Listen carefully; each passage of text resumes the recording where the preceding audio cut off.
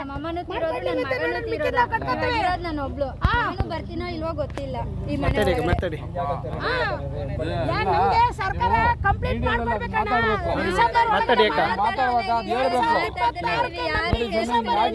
Sir ಎಲ್ಲ 1 BHK 2 BHK ಎಲ್ಲ ಇದೇ ಪ್ರಾಬ್ಲಮ್ ಆಗಿದೆ ಸರ್. 2 BHK ಇದೇ ಪ್ರಾಬ್ಲಮ್. ದುಡ್ಡು ಕಟ್ಟಿಸ್ಕೊಬಿಟ್ಟು ಮನೆ ಕೊಡ್ತಾ ಇಲ್ಲ, ಅಷ್ಟು ರೇಟ್ ಜಾಸ್ತಿ ಮಾಡ್ತೀವಿ. ಹೌದಕ್ಕ, ಹೌದು.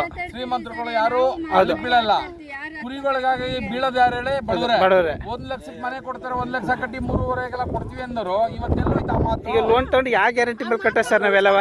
ಈಗ ನಾವು 2 BHK ಅವರು ಒಂದು 40 ಜನ ಫುಲ್ ಕ್ಯಾಶ್ 90% ಕೊಟ್ಬಿಟ್ಟು ಒದ್ದಾಡ್ತಾ ಇದ್ದಾರೆ ಸರ್, ಮನೆ ಕಟ್ತೀವಿ ಹಂಗೆ. ಈ ಸರ್ಕಾರ 3 ಜನನು ಒಬ್ಬ ಕಳ್ಳ ಮಳ್ಳ ಸುಳ್ಳ. ಹೌದು, ಆ ಥರ ಆಗಿದೆ ಪರಿಸ್ಥಿತಿ ನೋಡಿ. ಇವತ್ತಿನ ದಿವಸ ನಡೀತಾ ಇರೋ